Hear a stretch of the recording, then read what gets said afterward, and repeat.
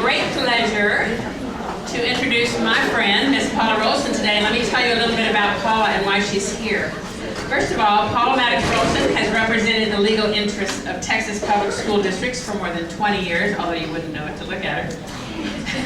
For many years, she led Walsh Gallegos San Antonio Special Education Law Practice Group, and in 2011, she had the good sense to move to Houston to start that practice right here in our town. Paula's current practice focuses on special ed litigation and related matters. She's one of the few school-based attorneys who understands about related services, and we're so grateful for that. Before joining Walsh Gallegos in 1996, Paula served as the staff attorney for special education for the Texas Association of School Boards. And she's here today to help illuminate us to a new law that is required in public schools about cameras in the classroom. So this is something you need to pay very careful attention to. So just like Mr. Burley this morning, I'm going to ask you to put your phone down and put your eyes up here and your ears up here too. So here you go, Miss Paula. Thank you so much. Thank you. Applause for the lawyer. Oh my goodness, thank you. How are you? Good. Happy end of summer? Yeah. You look so terribly excited to be here. Is this day one back? Yes. Oh my goodness. Well, I am honored to join you in this soon-to-be journey through the 2016-2017 school year. Everybody ready to go? Yeah? Can I get an amen? Reports written? All right. Well, this afternoon, Jean asked me to come and visit with you about cameras in classrooms. You may have heard about this. This is a law that was passed by the state legislature during the last session, and it was required that TEA give us guidance in advance of implementation. Required implementation is at the beginning of this school year. And so last week, TEA gave us some guidance. Timing is everything in our world. And I am here to share with you, from a related services perspective, what I think is important for you going into the school year.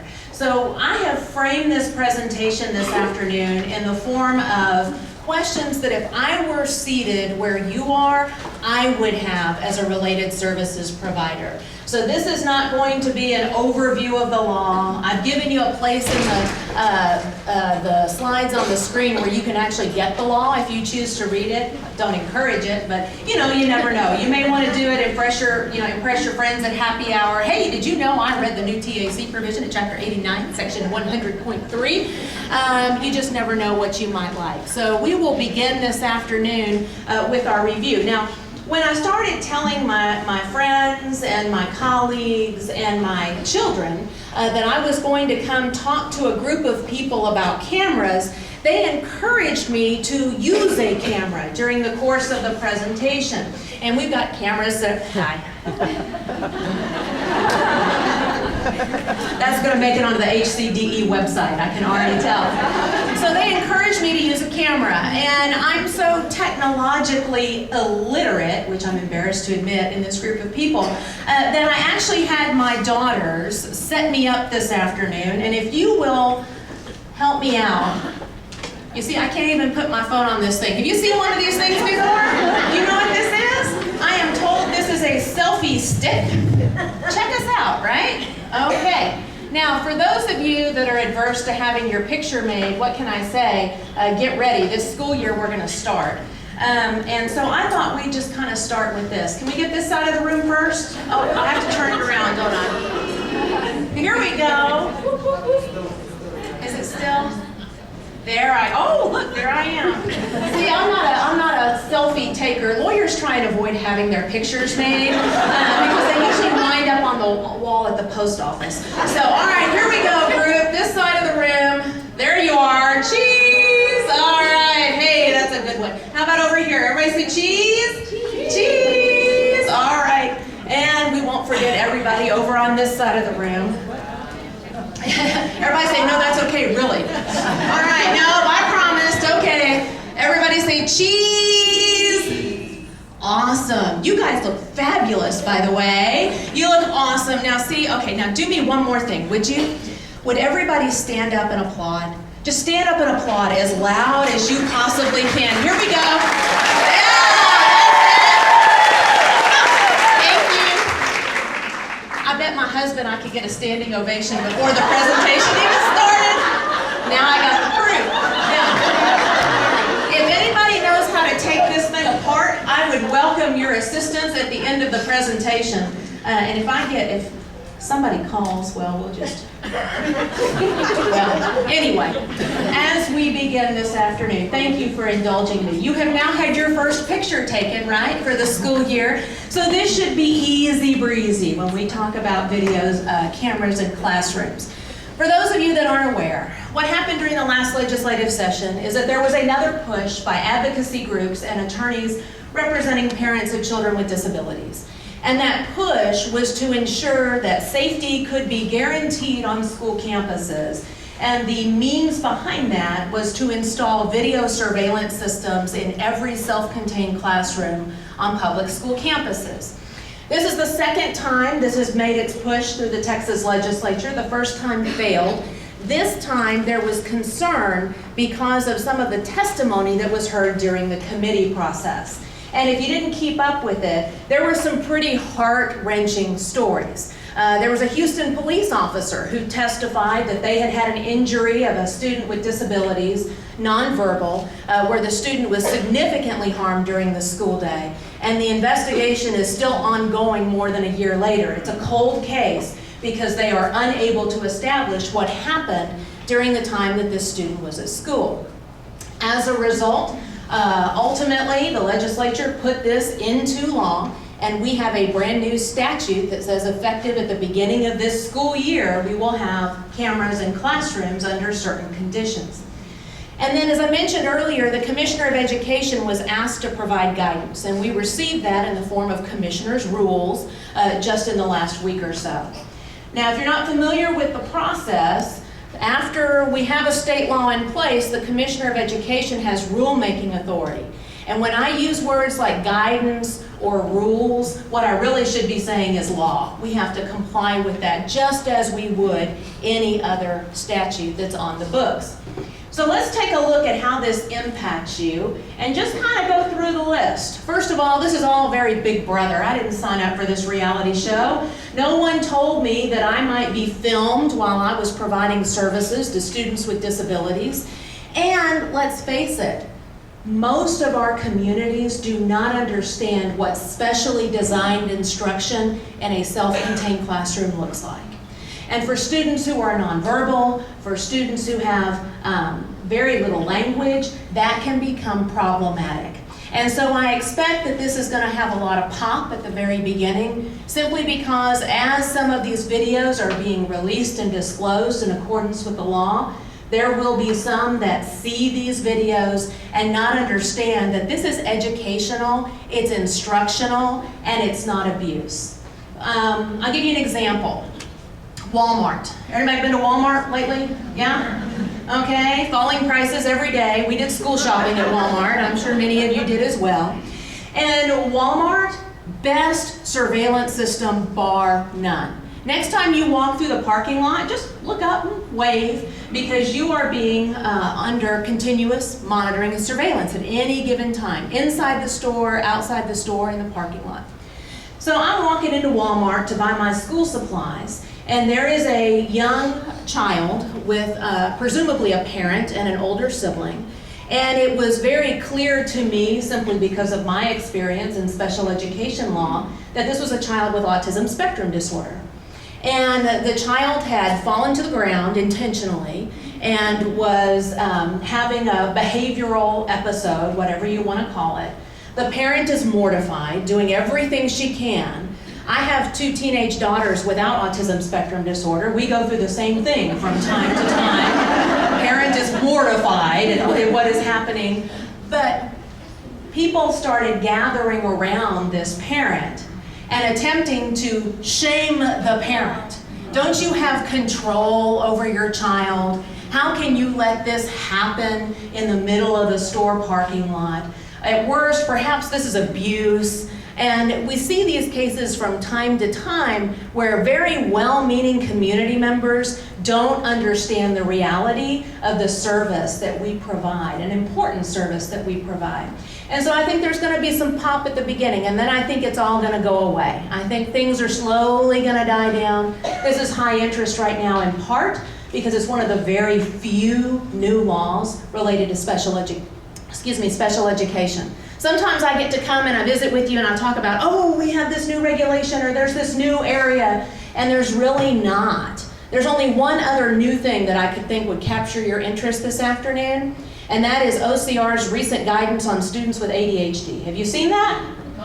I tell you what, the only thing I could glean from that is that half of the Office for Civil Rights are individuals with ADHD. And if you have read this, it is just amazing to me that no one with any sort of behavioral disruption is anything other than an individual suspected of having attention deficit with hyperactivity disorder. Now see, I contrast those. I'm a defense lawyer. I represent public school districts. And so I see those in comparison and contrast to many of the students that are being served on school campuses everywhere in public schools. And I call them ADDers, okay? That's attention deficit disorder deliberately, all right? And I think we have some of those. All right, so what's the purpose behind the law? The purpose is protection. And it put us in a unique situation in representing public school districts, because if the purpose is protection, and that's written on the face of the law, what happens when the public school district gets up and in the press says, we don't want cameras in our classroom? That's translated to, we don't believe in protecting students with disabilities, we have something to hide. And so the majority of your school districts have been preparing for this for some time. The purpose of the law is actually stated on the face of the commissioner's rules. It's an important purpose, and as a result, most school districts, like I said, have been preparing for this for a long time. So question number one, I'm a music therapist. Music therapist, where are you? There you are, look, all together, in the back. What are you doing in the back? Those are the cheap seats, right? All right, so music therapist, this is for you, and it's for everyone else too. I'm a therapist, and I'm kind of curious. You're talking about cameras in classrooms. Can I request that a camera be installed in a classroom? Do I have that authority? I work on a school campus. I'm in a special education classroom. Seems to me that I should have as much right as anybody else to request a classroom.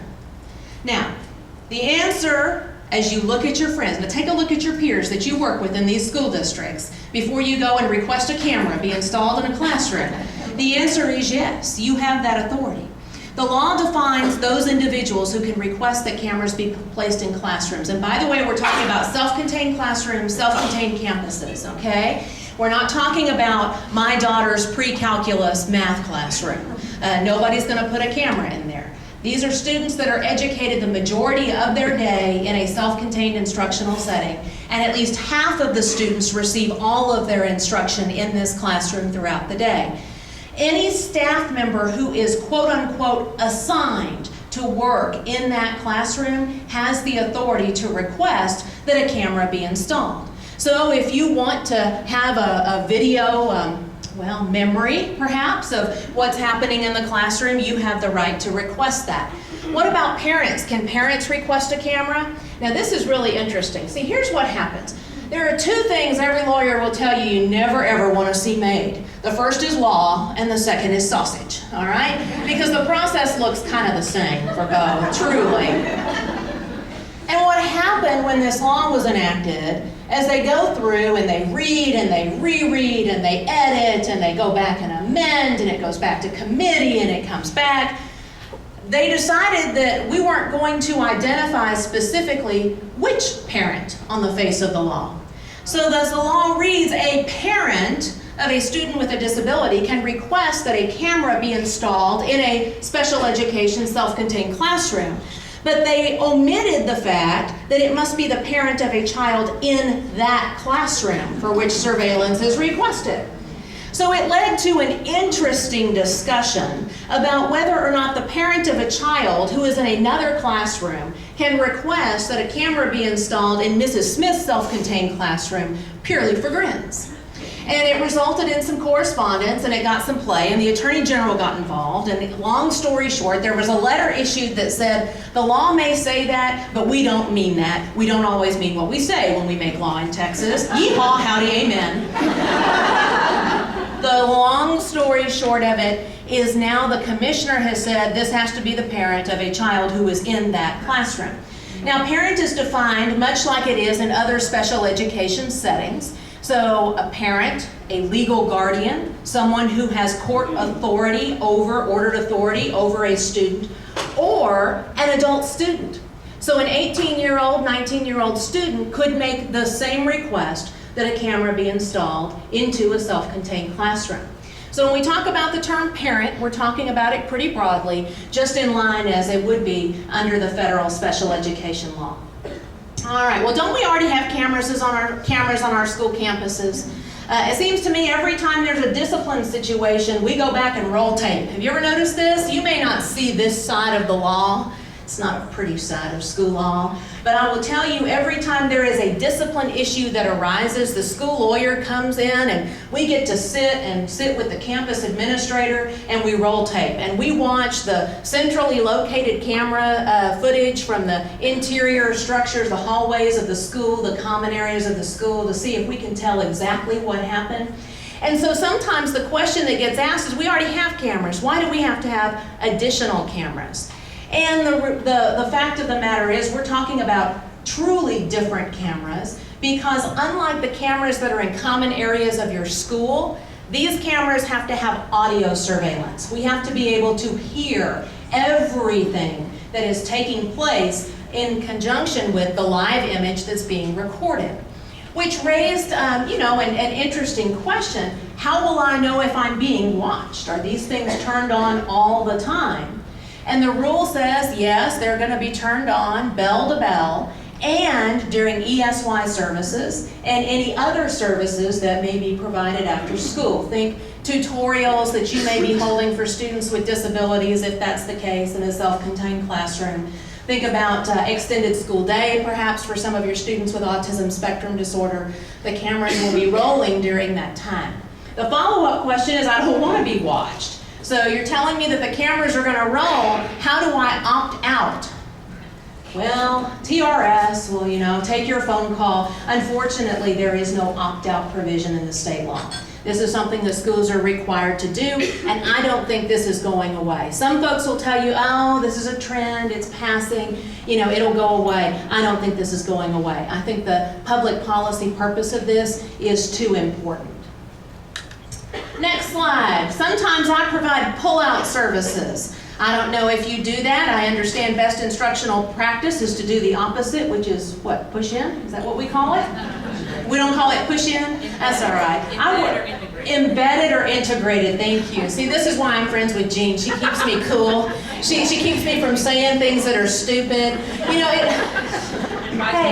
And vice versa. Push in, that sounds good to me. I work with lots of school lawyers who are actually embedded and integrated in public school systems. And they call themselves in-house counsel. And you know what they call me? Outhouse counsel. How's that, right? But let's say that we are not providing embedded or integrated services for whatever reason, and we are pulling a student out. I get this question actually a lot from speech therapists who are still implementing older models of, and more clinical perhaps, of pulling students out. What about that room where we're providing those individual services? Is that a classroom for which this new law might apply? And the answer is no. Couple of reasons. Number one, remember when we talk about the definition of classroom, it's a self-contained classroom as defined by PEIMS coding. But number two, we're not going to refer legally, school lawyers are not going to refer legally to those rooms where you are providing pull-out services as classrooms. And that's kind of a unique twist because we are so focused on the instructional nature of what we do in public schools, the educational side of things. It's unusual for me to hear someone use the term therapy room by way of example, but that's very likely what your school lawyer is going to call it if a request for a camera comes up related to where you're providing services. Next question. It's allergy season. Sometimes I pick my nose. All right? Are you telling me that one of my colleagues is watching me the entire time? Look at you. Everybody's kind of giggling, looking at the floor. You all thought it. You have all thought it. No. And the reason for that is because the law specifically prohibits continuous and monitoring surveillance.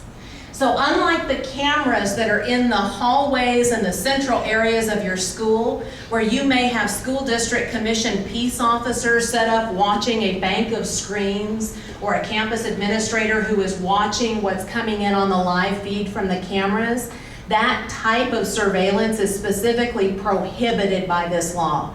So while these cameras are running, and your technology people will be checking them from time to time to make sure that they are in good working order and that they're operational, this is not somebody who is going to be watching you like Big Brother through a lens. So that's a little bit of a silver lining, right? What about the restroom? Many of these classrooms, because of the nature of instruction that we are providing, have restrooms that are built specifically in the interior of the classroom, right? And we're teaching all sorts of wonderful skills, and many of you, as related services providers, are assisting with that. Are you telling me that we are going to be videoed as we are assisting students with toileting routines? The answer to that is no. The law specifically excludes from video surveillance a bathroom that's located in the classroom or a changing area where we may be disrobing, unrobing students. However, there must be audio surveillance of those areas at all times, which causes me to go, right? So what's likely to happen? Well, I can tell you from visiting with many of your business people in your school districts and your special ed directors, from a technological standpoint, you are likely to see a video camera that is facing exterior to the restroom, right over the door, so that as you go into the restroom with the student, your image will be captured on the camera. But from that point, the microphone will be aimed into the interior of the restroom and will be taking audio feed of everything that's happening. Now, I have never been in a situation where I have observed a student with disabilities being assisted with toileting or being taken to the restroom. But I have been told by many of you, by teachers and by directors of special education, that sometimes students go unwillingly.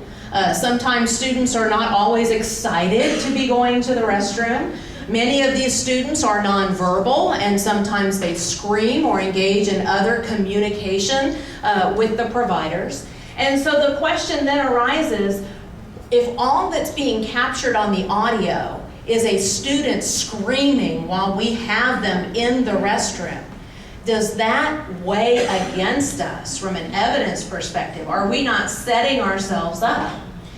And what's going to happen is education of our community. I think parents of students with disabilities will understand. I think they likely are engaging in the same kinds of things at home. I think the advocates of the world are less likely to understand. If I have a student with disabilities, I may as a parent say to you, I don't want my student audio recorded while they are in the restroom. Or I don't want my student who is enrolled in the self-contained classroom, or placed, I should say, in the self-contained classroom, to be recorded by video image at all. What are the rights of those parents? And there are none according to this law. They don't have a right to opt out. But I will tell you from a general school law perspective, we treat all students equally, students with disabilities and students without disabilities. And there is a provision in the education code that says I, as a parent, can go to campus leadership and request, with the expectation that my request not unreasonably be denied, that my child will be transferred to another classroom on the campus. Which is great if you have 5 self-contained classrooms on one campus. How many of you have more than 3 self-contained classrooms that could serve students on any one campus, right? And so absent that kind of a decision, it's rare. It will be rare for students and their parents to say, we don't want to be included for purposes of this law. In terms of privacy, we have to be careful. There are some educational record issues that go along with this. We'll talk about that in just a minute. In terms of restroom issues, again, no privacy rights that correspond to this, other than we have to be very careful about how we release the audio footage. And that's something that your school district administrators are hopefully working very hard on right now. When we talk about FERPA, remember FERPA is our educational records policy. If you want to know more about FERPA, you can go to your school district's board policy, the district with whom you are working. Pull it up online. It is policy FL, as in fabulous lawyer, okay? And at policy FL, as you pull it up, you will see it is a lengthy policy. There is a legal policy and a local policy, and you will see identified in there that an educational record is anything that captures personally identifiable information about a child. Hi, I'm Paula, I'm going to the restroom right now, okay? And is maintained by the school district. And this particular law says we have to maintain these surveillance footage for a period of 6 months. Now, you have seen by my selfie stick performance, I am a technological dummy. But I know enough from working with and assisting technology folks in some of your school districts that a 6-month retention time for this bell-to-bell type of surveillance is almost impossible to maintain. Some of your school districts are spending thousands, if not millions of dollars on secure servers and secure server space. It's really, really incredible what happens with that.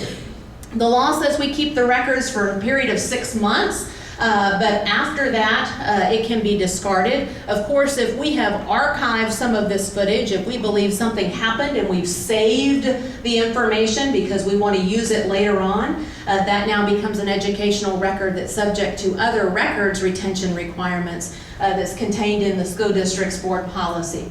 For your purposes, we just need to know that there are privacy rights that are associated with this from an educational record standpoint. All right, now let's talk about an incident. Somebody told the principal that an incident happened in a classroom. Why is that word important? And what is an incident? The reason the word is important is that no one, not just anyone I should say, can come onto the school campus and say, I want to see the video footage that was captured for December the 3rd of 2016. They don't have that ability.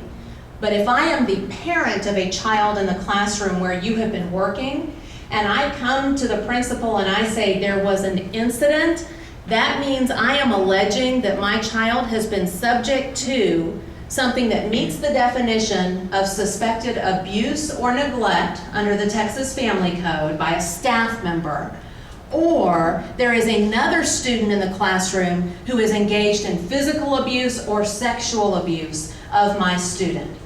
Once I make the allegation that one of those things has been satisfied, I have now reported an incident.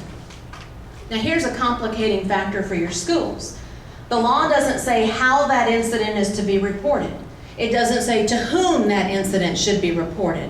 There are no timelines in terms of when the incident must be reported from the date that it allegedly occurred, which leaves school districts in a pretty tough spot and school lawyers like me with a lot of job security, all right? Because in the absence of that, schools will be challenged later on down the road as to whether or not they timely responded, whether or not truly they looked to see whether an incident occurred, how they handled the situation, and so on and so forth. So many school districts are asking for help. Our law firm's drafted operating guidelines that schools are able to download and personalize, so we have those available. But it's going to differ for each of your schools and each of your school districts. So the point I'm making is, don't call your neighbor who's working in another school district and say what's happening during this time in question, because their response may be very different from what's happening in the school district with where you're working. The reality is, when we talk about incidents, I think if there's an allegation of abuse or neglect by a staff member in a classroom, regardless of whether there was video or audio surveillance at the time, the school district has an absolute obligation to investigate it, and then of course to bring in as needed CPS to conduct an investigation. So this is really business as usual in terms of our schools. But there's the added element of we now have additional material that we can look at to determine what happened.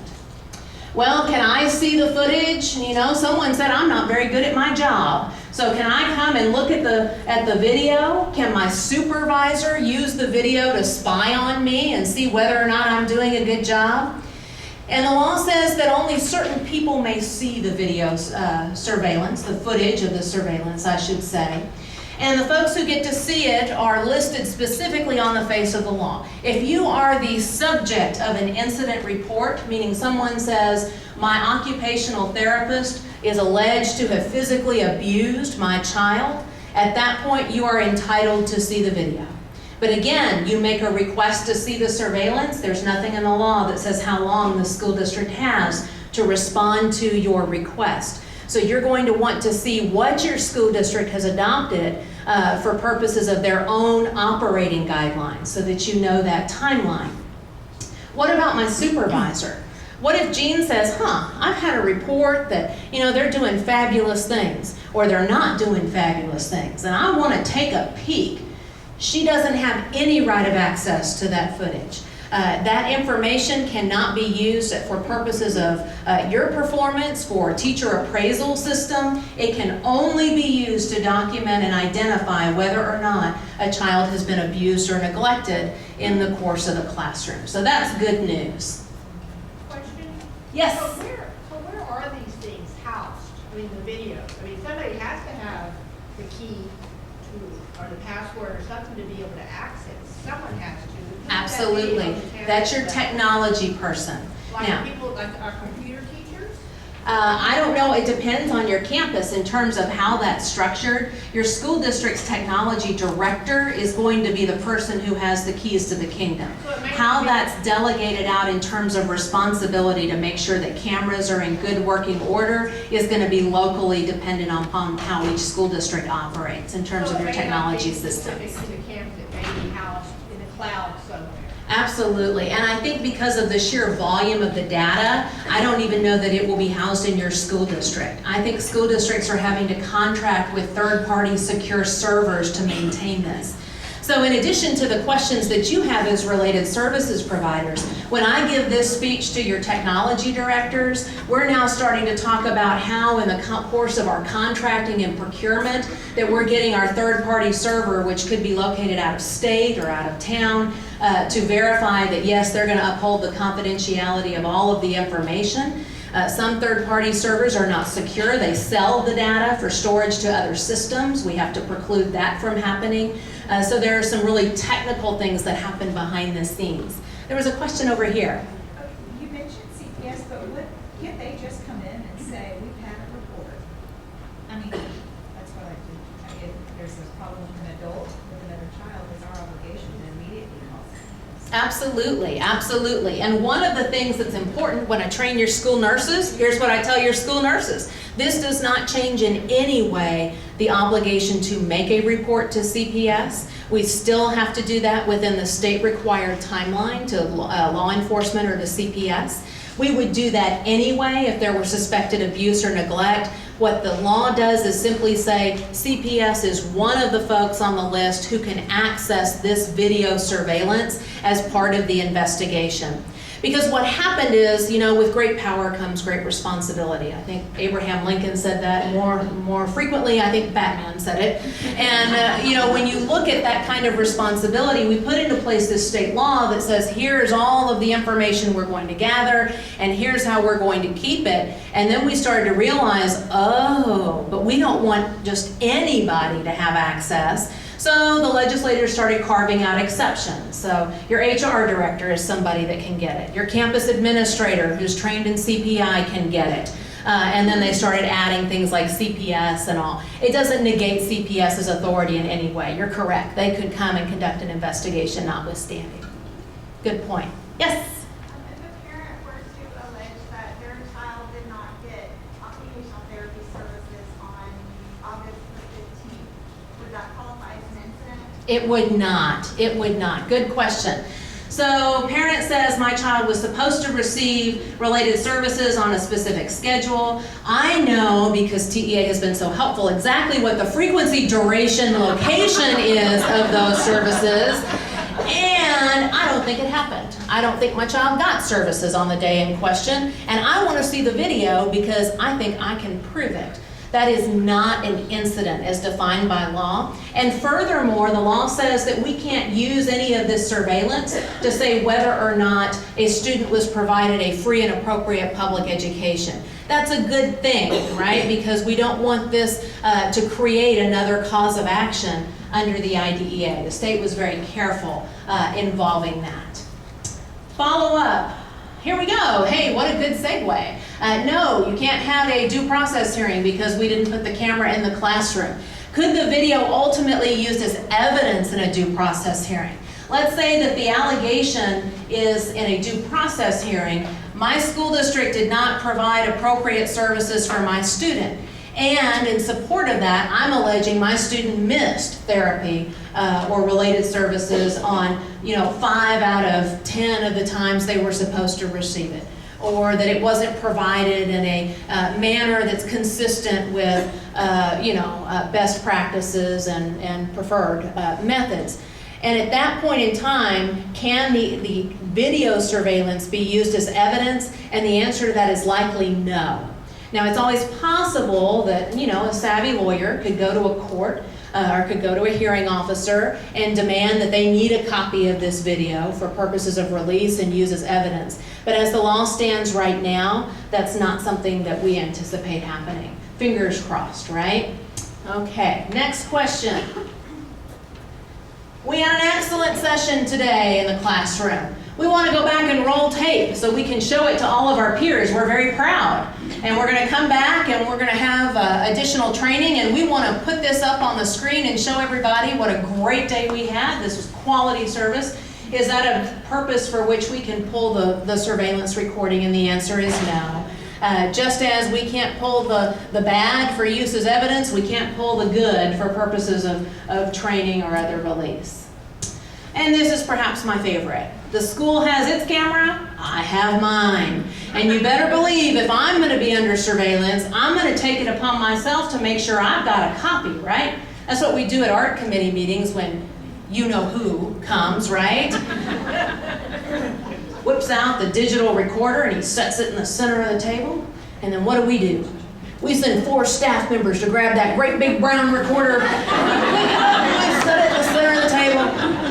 And then it takes 20 minutes for somebody to find a cassette tape because those aren't easily found anymore. And as we go through, at some point during the meeting, we hear click. And that's like the kiss of death in the middle of an art meeting. Has that ever happened to you? Nobody talk. We've got to flip the tape, right? So if it applies to an art meeting, why wouldn't it apply to me providing services? If I go in a classroom, what's to prevent me from walking around like this, showing that I'm providing quality services? I'm not hurting anybody, no incident here, okay?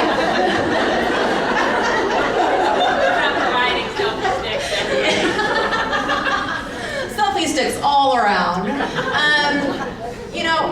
Before you take out your cell phone, there are some things you need to know. Number 1, you are there in a professional capacity in the classroom, which means that you are acting at the behalf of the public school district. There is a state law in place that says you may not, as an educator in the school system, make any recording of a student's voice or a video of their likeness absent express parent consent. There are a couple of exceptions. One is for instructional purposes, which most schools have a procedure or an operating guideline of going to the campus administrator or department head. Here we're going to go and we're going to make a video portfolio of Paula as she's working throughout the school year. We're going to use that in combination with other things to assess progress, those sorts of things. And we have a way of maintaining that. But it's not a whip out your iPhone, I'm going to take some footage today because I think we're doing really good and I want to come back and show somebody else, or I want to protect myself because we're in the restroom and Paula is screaming and banging things around. A shelf has now been pulled off the restroom and that video recorded me coming into the restroom with her, and now we've only got audio, so I'm going to whip out my iPhone saying, here I am, I'm not videoing the student, but here I am, look, hands, no hands, Mom, right? Can't do that because it violates state law and you could get into a whole course of trouble doing that. I have worked with school districts in galaxies far, far away from here, where when the school lawyer rides into town, people are very anxious to talk about how we've been providing quality services, and that allegations perhaps have been made that the school wasn't providing services. But Paula, as a school lawyer, take a look at this. And they put their cell phone in my face, and next thing I know, I'm watching kids in the course and scope of instruction in the classroom. That's a don't do. Be very, very careful with that. If you have concerns about what's happening in the classroom, the video that's happening in the classroom, talk to the campus administrator on campus. Come back and talk to Jean. She can get more information for you. I will tell you that every point of the classroom, with those 2 exceptions of changing areas and restrooms, has to be visible during the course of recording. So if you think you've spotted the one eye in the sky, chances are there are 2 more in the classroom of which you may or may not be unaware, for a cross-visual purpose in terms of making sure that everything is covered. So be real, real careful with personal devices. Where can I find the commissioner's rules? This sounds like so much fun. I want to read some more. There is a place on TEA's website. If you go to their topical index by Alpha, click on Commissioner's Rules. It will take you to the latest adopted rules, and you can find it there. I've put it up on the screen. I don't see anybody taking a picture of it or scrambling to write it down. I suspect this is not something that you're going to lose sleep over tonight. Any other questions before we wrap this up? I hope this was about 30 minutes. My watch says it's 12:03, so, oh, am I good? Okay. Some of my campuses have Good question. Some of the campuses have cool-down rooms, and so tell us, is that something that's likely to be under surveillance? Depending upon how the room is used and where it is located, it's quite possible. It doesn't meet the instructional arrangement that's identified on the face of the commissioner's rules, but I would be surprised if those classrooms weren't included by your school as part of where video surveillance was going to be taking place. I will also tell you, be very, very careful. We've represented schools in the past, long before this went into law, that had cameras in such places, and you know, they operate as a sword and a shield, obviously. So best policy is to say, we're going to presume that we're being watched, or being recorded, I should say, without question. Yes? Are most schools waiting until a parent or someone requests a camera be put in, or some schools proactively putting them into the Good question. Her question on this side of the room is whether or not most schools are waiting until a parent makes a request for a camera, or the music therapist, look at them, they're trouble over there in the back of the room, make such a request, or are they already in the schools? And the answer to that is it depends.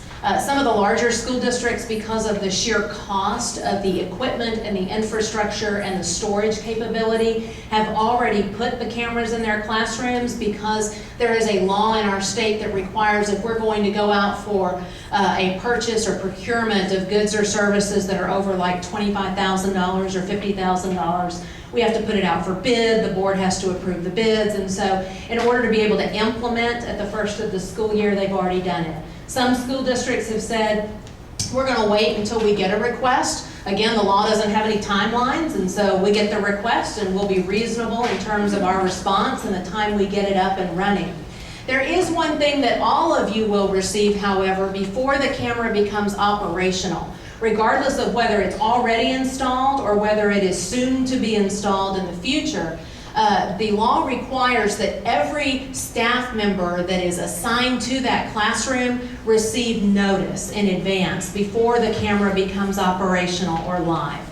So you will receive that. The law doesn't say how that notice will be provided, however. So in the school districts we represent, we've required individual notice, that you get a letter addressed to you or an email addressed to you that says, hey, we're going to turn on the camera. Some of your school districts may choose to notify you in terms of collective groups, website. You'll have to ask your campus administrators on the campuses where you're working how that will happen. Question? If there's a child in the classroom who's just a holy terror in the classroom, and the teachers are trying to deal I'm with it. sorry, you have my daughter. The parent says, well, y'all must be doing something wrong because he doesn't act like this at home. Oh, yeah, absolutely. The everything's perfect at home defense. I hear that a lot. Is that a reason to have your administrator pull and review, perhaps? It's a good question. My child is now engaging in behavior that had not been displayed previously, or my child has come home reporting that something has happened at school, and so I believe an incident occurred. Is that enough? One of the things that your campus administrator or other person, whoever your operating guidelines in your school district identify, is going to have to do, very first, determine whether an incident occurred. So there will be an investigation before the camera surveillance footage is actually pulled to determine whether or not there was something that could rise to the level of suspected abuse or neglect. So the fact that a parent says, my child now is behaving differently, my child is an angel at home, and I recognize that that self-contained behavior classroom at school, you know, he's picking up all sorts of bad things in there from all the other students because my kiddo is not a problem at home. That's probably not enough to trigger an incident. But I represented a school district, 5 years ago now probably, where a student came home with injuries. Was bruised and had scratches along their leg, and the parent came to the principal and said, hey, I think this happened at school. We were able to prove later it actually happened at home after the child got home. It had a bad bath situation with a babysitter who dropped the kid, and so we were able to prove that. But in the meantime, if that had come to the campus administrator today, that probably would have been enough to say, we're going to go back and review the footage. So that raises a good point and a final point as we come to a close, and that is, keep in mind that this footage will be as much about your protection as it will about any allegation that's made against you. I think that this has the opportunity to provide answers to questions that parents may have raised in the past for which we had no evidence to support. Our staff were doing really good work with students and that the injury didn't happen in school. So we have that opportunity. I'll take one more question. We had one over here. So in that case, they have the footage to refer to. Say the parent said this happened while they were being changed and there's only audio. So now they don't have footage to back that up. Where does it stand at that point? Because I've got 2 kids I can tell you right now off the top of my head scream bloody murder when they're getting changed. Right. And one passes out. He's no longer mine, thank you, Sarah. It's a gift that keeps on giving. And so let's say he seizes and it's a big, he gets sent, ambulance comes, big ordeal. There's no footage, there's only audio. So what kind of a legal leg do you have to stand on there? It's a good question. Did you hear her question on this side of the room?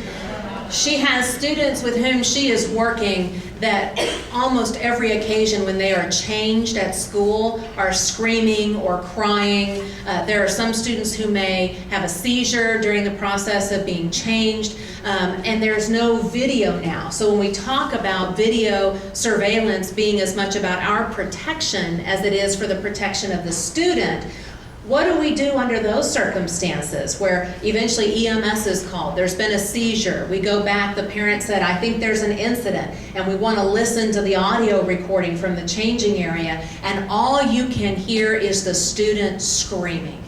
Do we have a leg to stand on? That was the question that was asked. And my answer is a very legal, it depends on whether you got a good lawyer. All right, so no. Do we have a leg to stand on? Absolutely, I think you do. And here's why, okay? As a special education attorney, whenever I come and I provide training for groups where we talk about students who engage in difficult behavior or sensory issues or whatever it may be, we have all of that recorded in an evaluation, do we not? And we have teacher documentation and data that's being collected through the IEP process, including through the PLAF statements regarding those very important skills of being able to assist during changing or toileting. And so we're keeping track of that. If we have recorded appropriately through our data, our documentation, and through our evaluation reports that this is a student who engages in this type of response to being changed or being toileted or being frankly asked to do something that with which they don't want to comply, that puts us in a much better stead. That's number one. Number two, do we ever change students by ourselves? The general rule of thumb is no. And I think it's especially important now that some of these areas may be closed or curtained off. If we have an area that where we may be having a student change clothes in the classroom, in order to prevent the camera on that side of the wall, what may have been a private area may now become an area that you can't see at all, even from the top, because of the length of the curtain we're going to have to install at the ceiling level to prevent the video recording. And so we want to make sure that you always have a witness that is with you when you are engaging in some sort of service that impacts a student's personal liberty or privacy. So that's number two. Number three is that when you come to ARD committee meetings, your documentation there is important. We talk a lot about what goes in and out of deliberations, and I recognize that as related services providers, you guys aren't usually asked to write the deliberations, are you?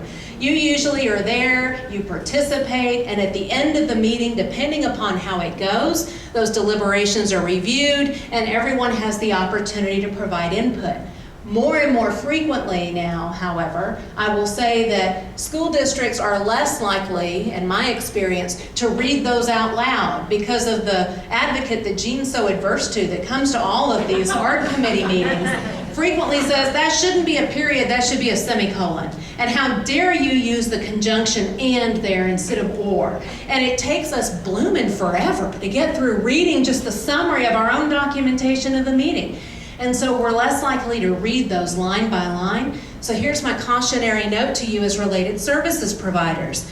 Make sure you are part of that process. And I have been in those 24-hour ARD committee meetings. I recognize by the end of it, when the DIAG says we're going to review the delibs, or the campus administrator says, here, I'm going to summarize what was said, I'm thinking Taco Bell or Burger King. I'm thinking, do I have enough gas in my tank to get all the way back over to my kid's school and then back to church choir? I am not an active participant at that point. Well, I am an active participant if I am your legal counsel. Let's put it like that, okay? But we want to be careful that you remain invested throughout the entirety of it, because that's another source of documentation that can be important. And like I said, I think there's going to be some pop on this as it originally happens, simply because people in the outside, people who are not parents of children with disabilities, people who are not educators of students with disabilities, people who have not been in circumstances where they have heard about children crying or screaming or seizing during daily instruction, it's going to be tough. But I think collectively as a community and as a society, my hope is that we'll be better.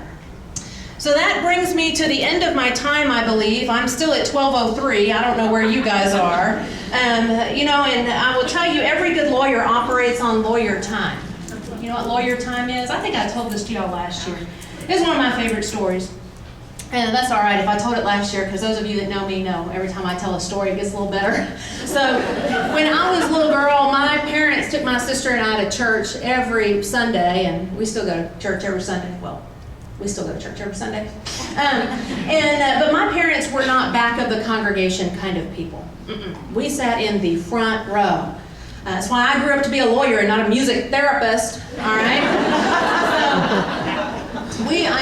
Front row. And my pastor, nose to nose with this gentleman, and he was 182 years old if he was a day, and he would get up and he would get ready to give the message or the sermon, and the first thing he'd do is he'd take his watch off and he'd set it down, and he'd say, "We're on God's time now."